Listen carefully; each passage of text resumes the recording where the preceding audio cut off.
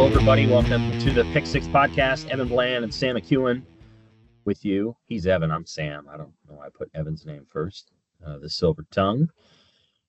And we're back. No blizzard this week. We have the there's no bad weather. And there had been bad weather for many of these in a row. And now we have nice weather. And I'm happy about that, Evan. It's been a long week. In other areas, and so football's back, basketball I guess is still alive, baseball's coming home after one of the worst road trips they have ever had. It's way up there. Not good road trip, right? What did they finish? They finished 3-6. 3-6. Yeah, that's not a good road trip for them. But anyway, so Evan, we're in the Ides of March. It's officially spring. Spring football is here. Matt Rhule seemed kind of in like mid-season mode. He seemed to be in all business mode on Tuesday when he talked. I was up in Omaha that day, so I wasn't there for Matt Rhule and Pro Day, but he seemed to be in just all business mode. He was, and he spoke a couple weeks ago, and I thought at that time had addressed a number of the things that would interest fans. So by his standards, I think it was like a 20-minute press conference, which is pretty brief from what he's done. And, some of it was position related, a little bit about big picture issues in college football.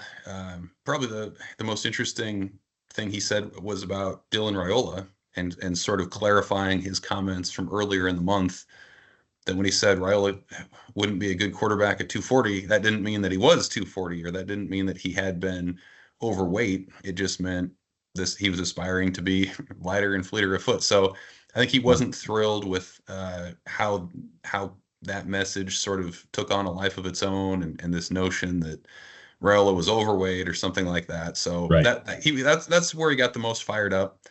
But I don't know that much had changed in the last few weeks. They'd had, as he called it, classroom instruction on grass for these two practices. So they still haven't gone full contact. They're still very early in the evaluation process of this. And I think, it'd be natural. You feel the crunch of everything going on. I mean, he made mention of the fact that they still don't know what the revenue sharing rules are going to look like, because that House settlement hasn't yet been confirmed, so you're not sure, and you still have at least 15 cuts to make to get down to the 105 by the fall. So I think you just kind of felt a lot of the tension a little bit that was going on. This wasn't maybe your standard spring where everything's optimistic and you're starting fresh. Like it felt like it's time to go. And so I think what you said about him being in mid-season form, in some ways he is, just because of how important maybe this next month or so is for the program. Yeah, one of the big storylines that you had, in your Sunday piece, which was really, really good and very thorough, was just the integration of the staff and all these sort of moving parts, the young guys, the old guys. There's so many different things with year three that just wasn't. It was almost like the first 2 years, Evan, were kind of combined. And we've talked about this before. Year one was a missed opportunity, in my opinion. That defense was on fire for much of the season, and they botched the quarterback thing. They just didn't get it right. Year two, I felt like, they probably could have finished 8-4 in the regular season. I think there was a path to 8-4, but I think we both saw a team that wasn't quite what it needed to be in certain spots, and as a result, and the offense struggled again, and then they made a change, and they got to the bowl game, and ultimately year two was a success. I mean, they finished 7-6. They won a bowl game for the first time in many, many years, and they got to the next level. Now it's year three. They lost a ton of guys, a lot of experienced leader guys, and they completely overhauled their coaching staff. So this is almost like a get to know you kind of spring camp. And I get the sense that Matt Rhule actually kind of likes being in the whatever you want to call it, the grit of it, but it comes off, and it came off yesterday as like, yeah, man, we're grinding. Like he's in the grind. I actually think he likes that, but I think he doesn't have as much to say at this moment based on the group of guys in this camp. Mm. It kind of reminds me like if I'm writing a story and I'm in the middle of it and like take a break and have a conversation with somebody, my head is still kind of in the thing that I was working on, even though I've stepped away. That was kind of how Matt Rhule struck me. Like he was so locked in on the task at hand. And then it was, oh, by the way, let's go talk to the media for a little bit. That he kind of had that focus about him. And he mentioned it too, like as much as there's roster turnover, 16 transfers, most of a freshman class is here.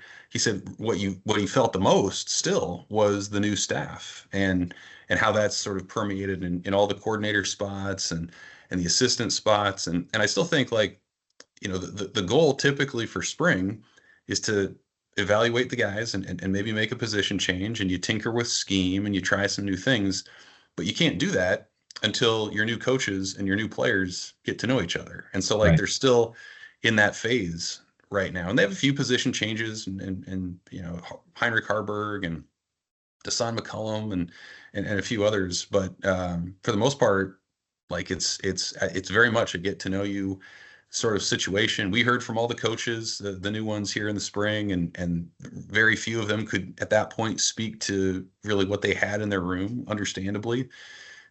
So it's like you're starting from further behind and your timetable is more condensed because the portal's going to open here and again in about a month, and you're going to, by necessity, inevitably lose some of these guys too. So it doesn't have sort of that relaxed spring feel that you often have had at Nebraska over the years, where you're the hay's in the barn and now you're sort of in this safe place of getting to know guys and figuring things out. Like it's still kind of transitionary, and it does in some ways kind of feel like a game week or a game month.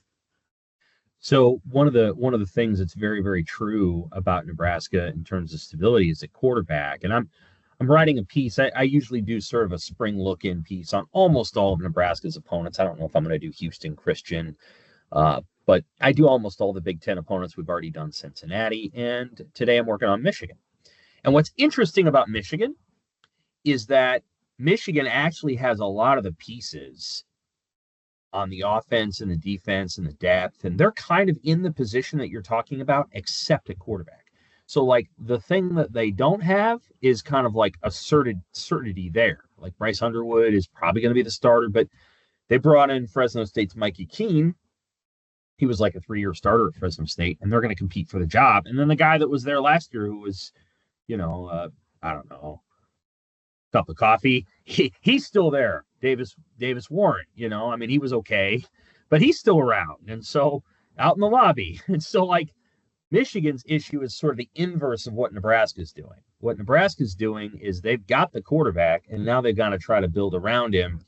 And it felt like there were a couple pressers where Rhule was trying to be kind of like, candid about Rhule, and just trying to talk about body composition. And then from what I've heard and read, he looked pretty good yesterday throwing the football, and Rhule's comments were just kind of almost like reversed.